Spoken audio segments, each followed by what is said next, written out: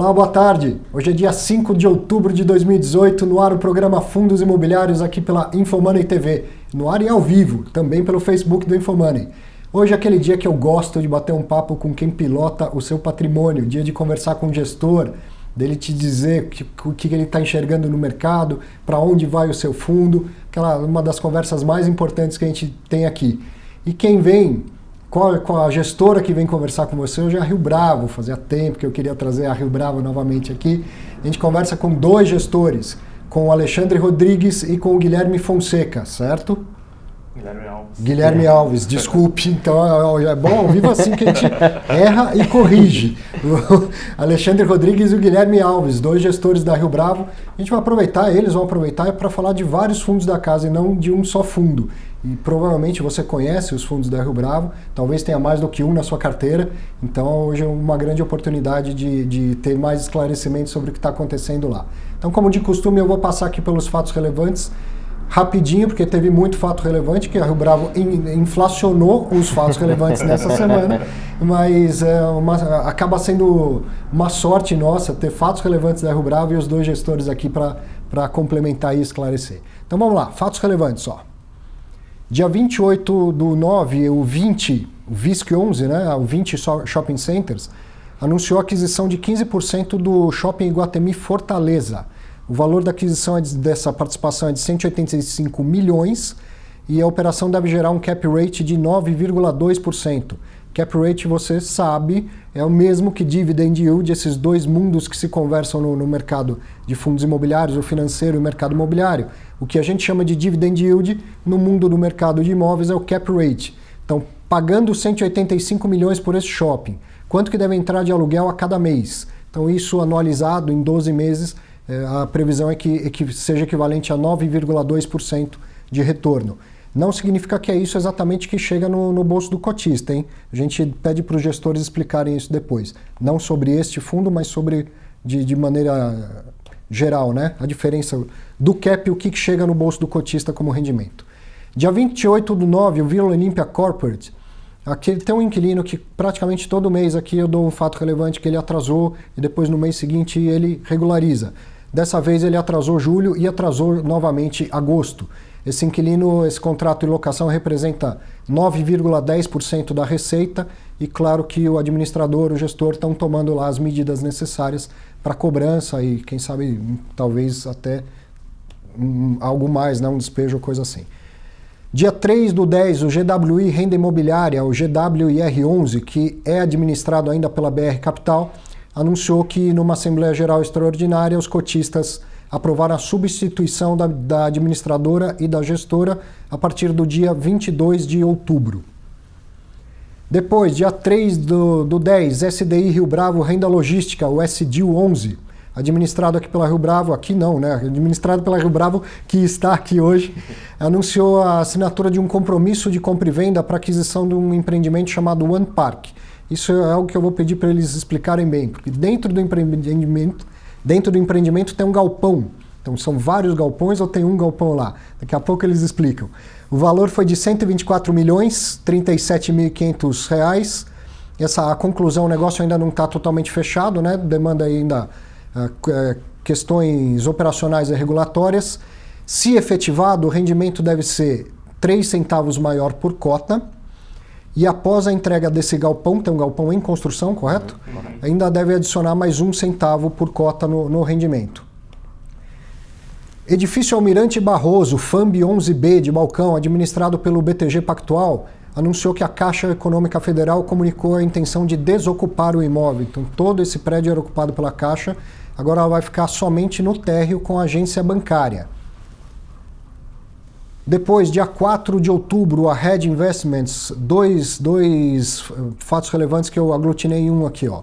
O Atrio Shopping Santo André, que era então a TSA 11B de balcão, primeira mudança, alteração do segmento de listagem para o segmento de bolsa, então ele perde esse B de balcão. Então primeiro não se assuste, se você tentou saber a cotação e não encontrou ele lá, tira o B, que agora ele é listado em bolsa, está tudo certo. E segundo, uma coisa muito comum no mercado, mas que também assusta quem é leigo, o desdobramento de cotas. Cada uma cota passou agora a ser 10 cotas.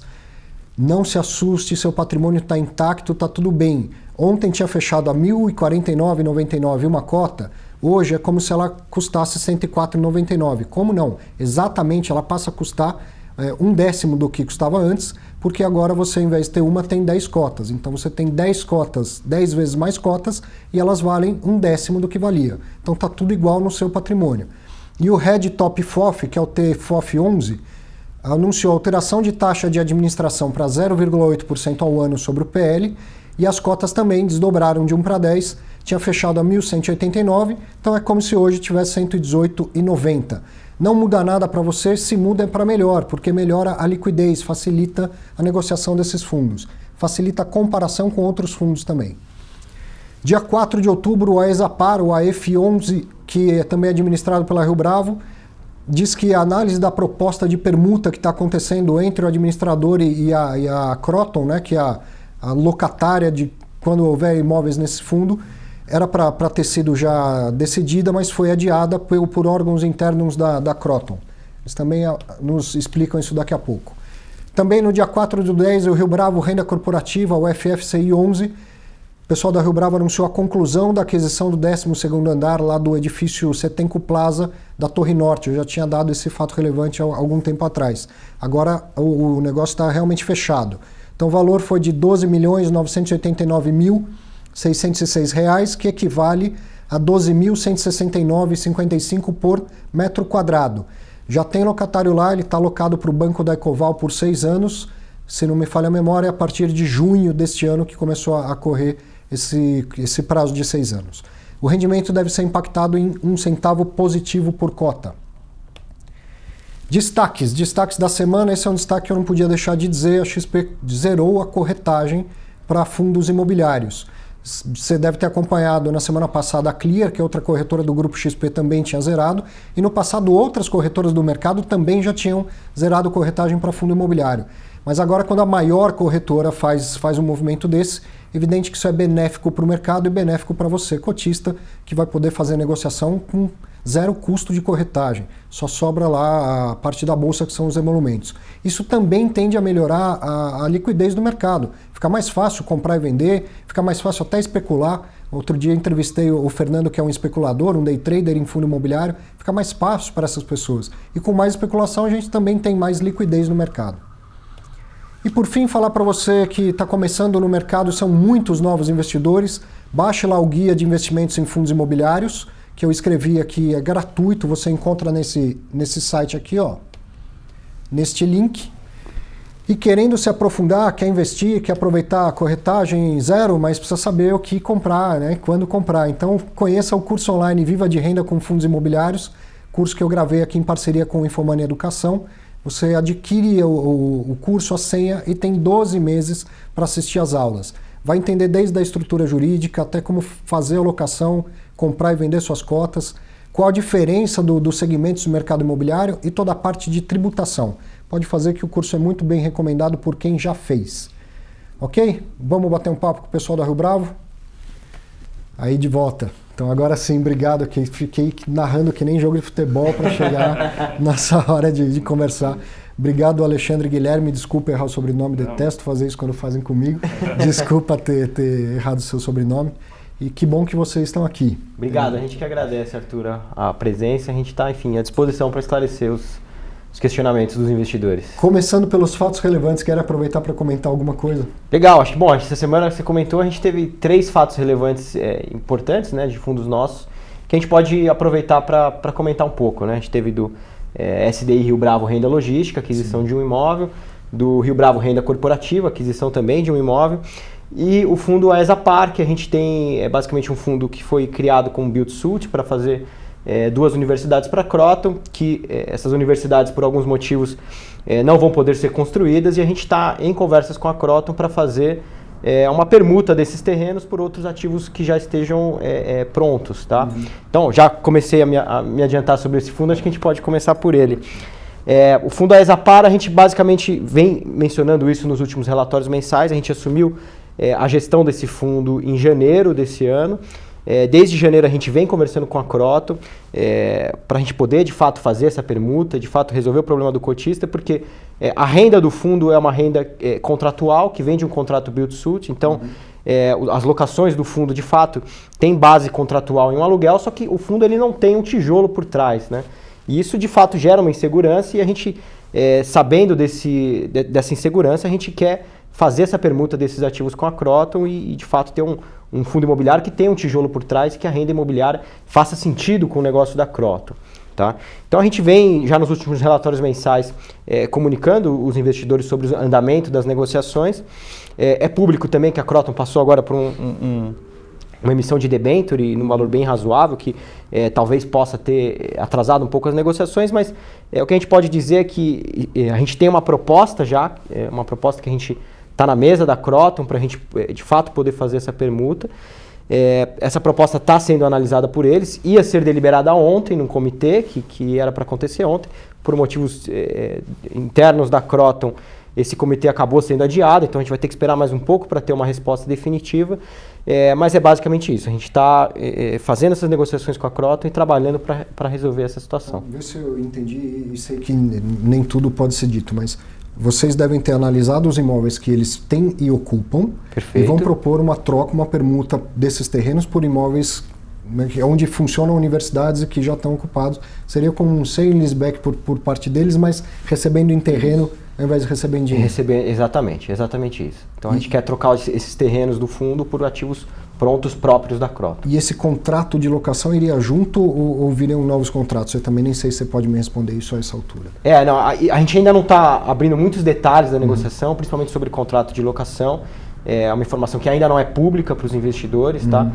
Mas a gente pode dizer que a gente está fazendo todo o esforço possível para que essa negociação seja de fato vantajosa para o cotista, né? A gente não vai... Isso precisa ser aprovado em assembleia depois, né? Então, uma vez que aprovado no comitê da Croton, a gente deve chamar uma assembleia para aprovar essa permuta. Então, a gente só vai levar para a assembleia, de fato, algo que a gente acredita que possa ir para frente, possa passar na assembleia. Tomara, né? Um potencial muito grande. Sem dúvida. Uma empresa de educação, acho que é a maior do Brasil, uma das grandes do mundo, tem um potencial. Esse pode ser só o primeiro passo dessa história. Tomara, a gente também... Bons desdobramentos desse fundo. É isso. Me fala do SDI Logística. Eu lendo o fato relevante, olha, tem lá o empreendimento, o Ampar e um galpão ainda em construção. Mas fala também de vários locatários lá. Então, são vários galpões ou tem um galpão em fase de expansão? Esse é um fundo que é o imóvel que a gente já está olhando no mercado desde fevereiro. Então, a gente já vem conversando com o proprietário desde então. Tem como principal locatário a Braskem, que ocupa 59 mil metros. A Sherwin-Williams, que tem uma participação importante no empreendimento também. Esse galpão que está em construção vai ser alocado para a Dex. É uma empresa também que a gente tem bastante confiança. A gente fez uma análise de crédito bem extensa com eles. A gente deve terminar aí a construção em janeiro, fevereiro e já começa a rodar o contrato com eles. Então, mas o que foi adquirido pelo fundo é este galpão em construção ou um condomínio que tem vários galpões? É o condomínio, é o todo. Por isso que já agora tem um impacto positivo de 3 centavos e depois adiciona mais 1 centavo quando o galpão estiver pronto e já tem um contrato de locação desse galpão em construção. Já, no formato de BTS, com a Dex. O contrato com a Braskem é um contrato que está no seu segundo ano, é um contrato de 5 anos. Eu acho que é legal contar um pouco a história do porquê escolher esse ativo dentro do todo. A gente olhando um pouquinho, quando a gente estruturou aí a nova emissão, a gente começou a olhar o mercado do Rio, o mercado de São Paulo, o mercado de BH, a gente começou a identificar um nicho muito importante dentro desse mercado, que é um mercado de um raio de 30 km de São Paulo, onde a vacância é bem menor do que o mercado do Brasil como um todo. Dentro desse nicho ainda de 30 km, a região do ABC é que apresenta a menor vacância. A gente está falando de 11% de vacância. O galpão, como está alugado para a Braskem, a fábrica está a 10 km do galpão. Então, dentro de um mercado do ABC, que tem 300 mil metros quadrados de galpão, só tem 30 mil metros de vacância. Então, é uma barreira à saída da Braskem. Então, a gente ficou bem tranquilo quanto ao investimento nesse ativo no longo prazo. E aí um fundo que era monoativo... Exato, era um fundo monoativo. Já começa um processo de... Exatamente. A gente tem visto isso acontecer na indústria, né? Os fundos monoativos começando a se transformar em fundos multiativos. Esse ano a gente tem 2 casos de fundos da Rio Bravo que eram fundos de gestão limitada, né? E passaram a ser fundos com uma gestão mais ampla.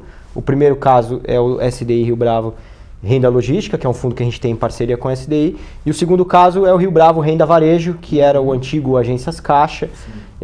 Basicamente, a gente, dentro da tese de agências bancárias, desbancarização, que não é novidade para ninguém, a gente decidiu estar um passo à frente de um possível movimento de desbancarização e decidimos já, desde então, focar em um fundo de varejo, que a gente pudesse diversificar os inquilinos do fundo e não ter só agências bancárias, apesar dos contratos com a Caixa serem muito bons, serem contratos atípicos.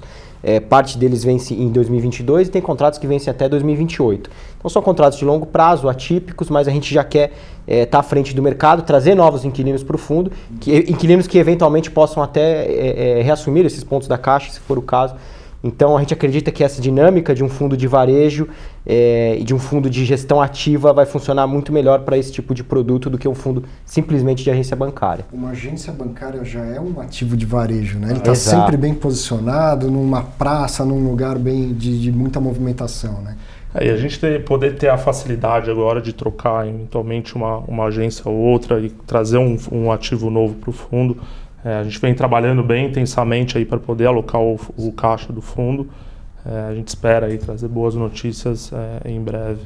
Bom, esse é um fundo que tem um futuro brilhante. Você pensar, vamos olhar para o varejo e aí, né, nossa, tem tanta operação que pode ser feita. Perfeito.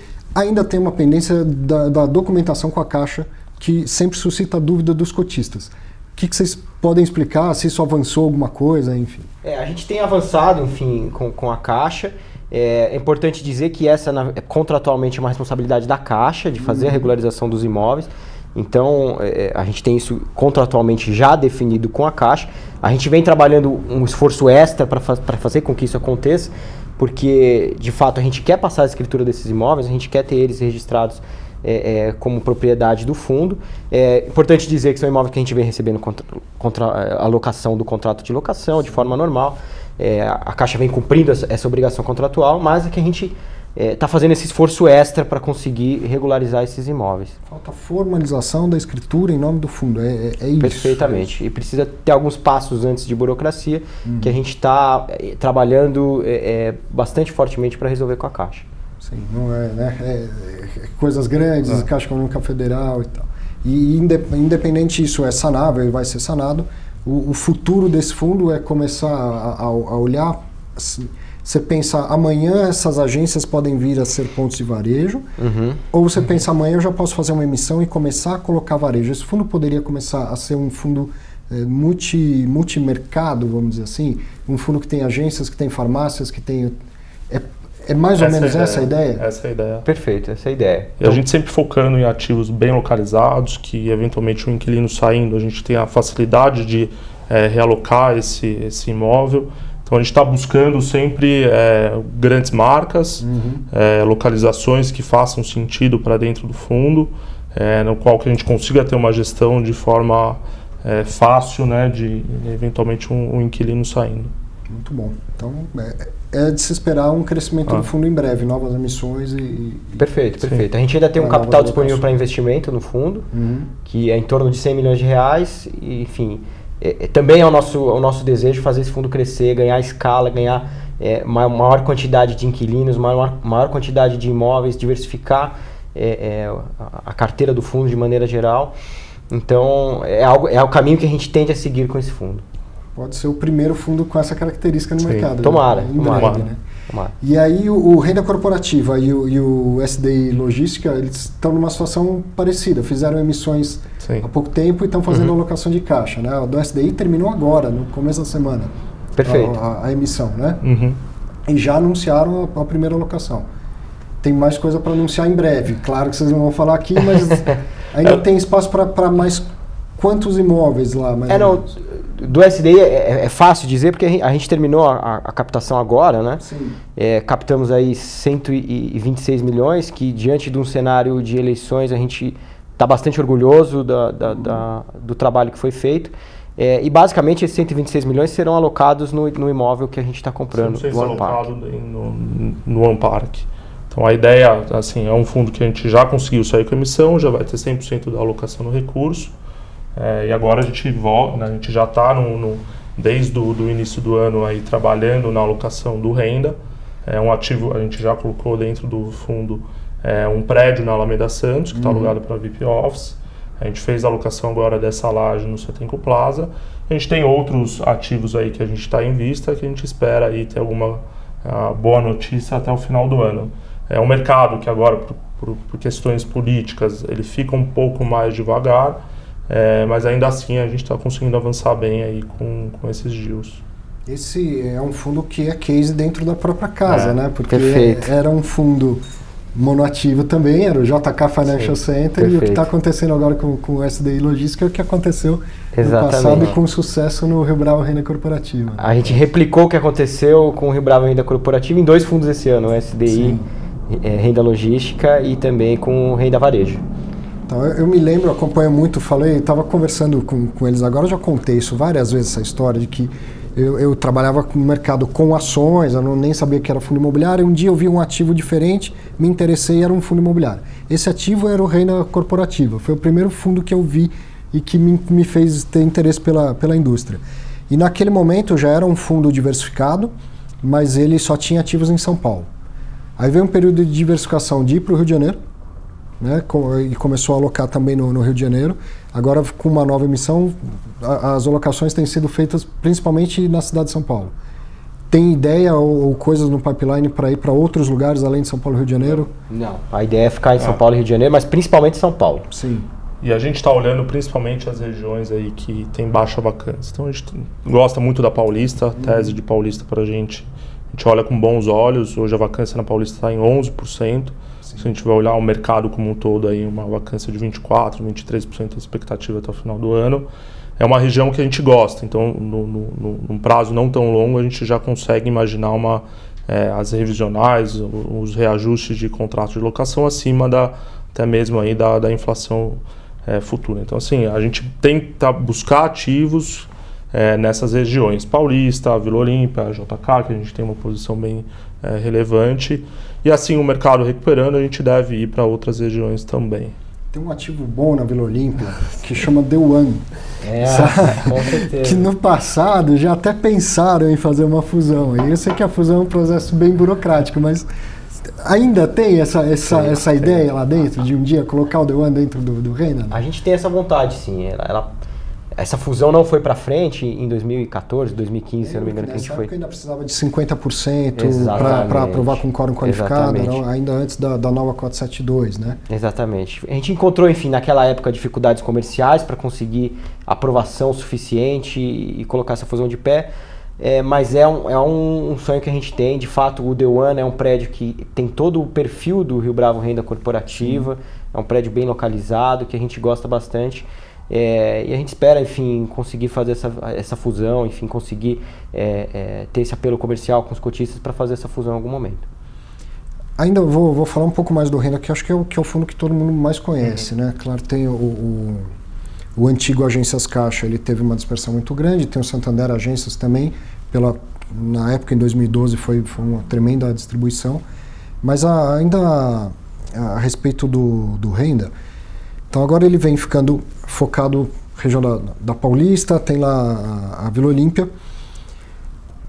Tem uma direção no sentido assim, a gente quer imóveis que sejam classe A, que sejam AAA, ou tudo bem se o imóvel for B, tem um perfil que tem que estar lá dentro. E outra coisa que é muito bacana que está no regulamento está dito lá que o fundo tem que comprar imóveis performados. Uhum. Para você comprar um imóvel lá dentro, ele tem que estar alugado. O que é esse performado que está no regulamento? Ele não necessariamente precisa estar 100% alugado, mas o que a gente quer dizer com performado? É um imóvel que já esteja rodando, que já tenha demanda, que já tenha inquilinos, que já tenha uma dinâmica própria. O que a gente quer dizer com isso? Que a gente não vai fazer desenvolvimento dentro desse fundo, a gente não vai fazer um retrofit muito arriscado. Esse é um fundo que a gente quer ativos bons, com bons inquilinos, com uma razoável segurança em termos de vacância. Tá? Então é basicamente isso que a gente procura.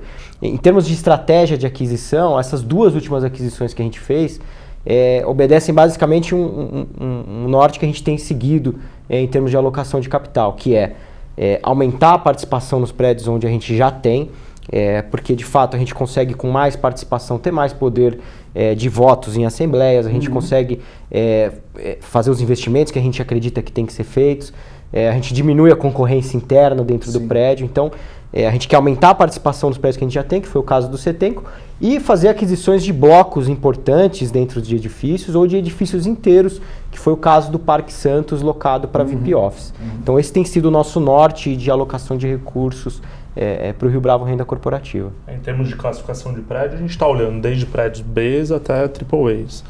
Então, assim, se tiver boas oportunidades em termos de metro quadrado, localização, a gente não tem o porquê também não olhar em prédios um pouco mais antigos. O CETENCO é um prédio que já tem uma certa idade. Tradicionalismo na Paulista, no coração da Paulista. A gente está no dia a dia dele e já sabe todos os projetos que tem para o prédio. Então vai ter reforma da recepção, já tem várias reformas em termos de gerador, já foi todo revitalizado. Então, assim, tem algumas reformas dentro desse prédio que a gente está vendo num prazo não tão longo, uma recolocação do ativo dentro do perfil aí, lógico, da Paulista, numa classe bem interessante. Então a gente está olhando desde o prédio classe B até o AAA. E a importância do que você estava falando de ter bastante, né, de se concentrar no ativo, porque você, cotista, investidor, espera do gestor que ele faça uma boa gestão do ativo imobiliário. Perfeito. Só que o ativo imobiliário ele funciona num prédio mais ou menos como um fundo, né? As decisões são tomadas em assembleia por voto da maioria. Então, se você tiver a maioria dos votos do prédio, aí você pode entregar toda a sua gestão. Perfeito. Né? Às vezes o gestor é bom, mas ele não tem maioria dentro de um imóvel que está muito pulverizado e aí não consegue implementar todas as teses que ele acredita que sejam para gerar valor ali no imóvel. Né? Perfeito, perfeito. Ainda com uma participação pequena, é importante dizer que a gente consegue ter uma certa influência pelo fato de termos, enfim, um fundo imobiliário, somos gestores profissionais, a gente já está aqui fazendo isso há bastante tempo, a gente tem de fato uma certa influência dentro dos prédios, mas com certeza o nosso objetivo é ter maioria ou ter uma participação relevante que possa de fato dar para a gente essa tomada de decisão. Sim. Muito bom, a gente está quase no fim, falamos de 3 fundos, 4 fundos inclusive com a Exapar. Faltou alguma coisa, algo mais que vocês queiram lembrar de contar para a gente?